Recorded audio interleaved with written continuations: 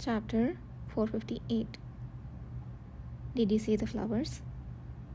After a long kiss, Kishir pulled back slightly, their foreheads still touching, and asked the question.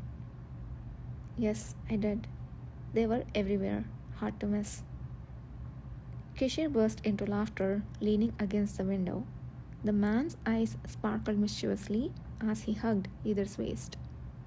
Instead of verbalizing the mirrored emotions he had felt while avoiding stepping on the flowers to get to the room, Yudhir responded by gripping the hem of his clothes tightly. To be honest, I thought you would more likely to find them after a few drinks with others. Didn't expect you to rush over so quickly. Perhaps I wouldn't have if you hadn't signaled me with your eyes earlier. Well, calling it a signal makes it sound awfully formal, don't you think? Kishir playfully teased as if the wink laden with personal sentiment had been exchanged like a secret mission order. Either didn't bat an eye, finding Kishir's expression much more relaxed than when they had met at the square.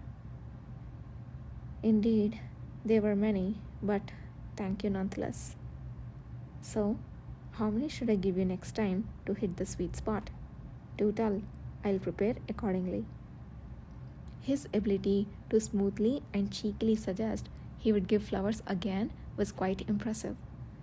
Yudhir sighed a laugh, almost involuntarily, and bowed his head. You don't have to give any. My thanks for the abundance of flowers doesn't mean I want more. The reason he rushed here was not because of the flowers laid out. If he had been anything other than flowers, if he realized it was sent by Kishir, his actions would have been the same. As he lifted his head, Yudhir was met with an expression he had not anticipated, and he was slightly taken aback. Right, that was a foolish question. Kishir's face was full of deep and candid emotions as he relaxed his eyebrows and smiled. So, would it be alright if we kissed again? The pupils reflecting only Yudhir seemed so full of joy and yearning, and so Yudhir closed his eyes and turned his face first. Because there seemed to be no way out of these enchanting emotions unless he did so. Commander? Yudhir? When their lips finally parted after another long contact, their voices rang out almost simultaneously. Yudhir blinked before opening his mouth again. You go first. No, it's fine, you go. His voice was noticeably softer and lower than usual, caressing his slightly swollen lips. I would like to use the key you gave me before now. That was one of the thoughts he had even before seeing the flowers. Kishir had already laid his heart bare. He had promised not to suppress himself once they returned to the capital, and holding onto a key that could alter their relationship no longer held any meaning. The moments of hesitation, wondering if he could handle the changes that turning the key would bring, had long since become a thing of the past. Kishir had let him experience one by one all the things he'd been worried about post-change, all while wearing the mask of playful pretense. Social status, the words and gazes of others, and even a past life that he had believed would remain an eternal secret.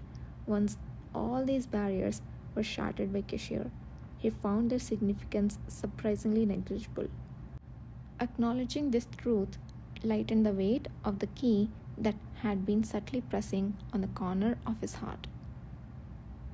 As for me, my heart, Yudhir mumbled slowly, recalling words that Kishir had once spoken to him in the past. Everything about me is already here. As for a way to recover it, I am not sure anymore. ... That's all I have to say. Now, please share what you are going to say, Commander.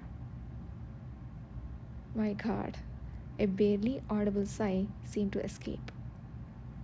Kishir felt Yudhir's arm, which was wrapped around his waist, tighten. The sensation was slightly constricting, but seeing the rare blush on Keshir's cheek made everything feel okay. What I was going to say is, before we left the square, His Majesty the Emperor said something. Much later, without loosening his grip, Keshir continued to speak about a discreet conversation that had briefly taken place between Emperor Kelusa and him after the cavalry's welcome ceremony had ended. At that time, Keshir, as the commander of the cavalry and Duke of Baleta, had held the hands of both the Emperor and Empress, escorting them to their carriage. The brothers exchanged a few quiet words, so soft that not even Yudhir, with his keen senses, could catch them. However, he guessed that it wasn't bad news, given that Keshir let out a short chuckle as the conversation ended. His Majesty declared that while the cavalry is on break, I should take a break as well. He said if he hears that I have worked or visited the palace during the week-long vacation leading up to the next palace party, he will reprimand me severely. What a ridiculous command! Keshir laughed as he spoke, and only then did Yudhir understand why he had laughed earlier. After all, even the Emperor had slapped him on the back, metaphorically speaking. Well, I have my own ways, so I won't comply entirely, but I suppose I should at least pretend to take a break, shouldn't I? I suppose so.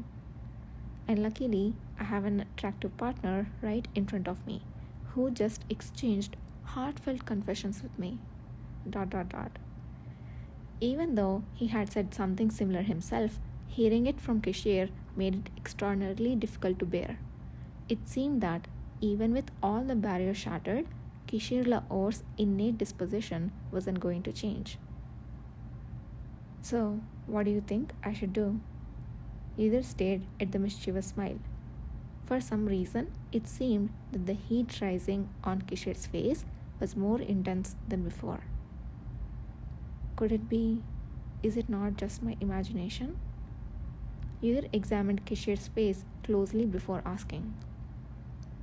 Commander, do you have a fever by any chance? Ah, you noticed? Shockingly, Keshir's response was straightforward. He lightly rubbed his own face and answered. In fact, ever since we returned to the capital, I have felt like I had a fever, so I sent Nathan to the palace as a precaution. It doesn't seem serious, but better to get a proper diagnosis. Come to think of it, it hadn't even been an hour since their return, and Nathan Zuckerman was nowhere to be seen.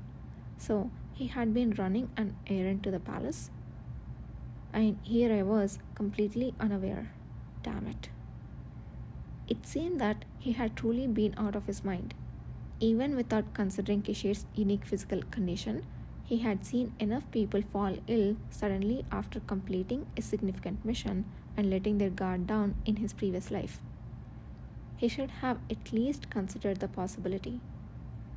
Perhaps Emperor Kelusa's strict vacation proposal was also a foresight of the situation. Yudhir looked at Keshir with a mix of astonishment and a hint of self-reproach. Oblivious to Yudhir's feelings, or pretending to be so, the man cheerfully responded. Don't look at me like that. I'm not so critically ill. I think it's more like the reins I have been holding back have loosened a bit, causing some minor turmoil. If my assumptions are correct, a bit of rest and medication will sort it out. Though, of course, my assistant might enjoy a solo vacation until I get up. Yudhir quickly grasped the implication of these words.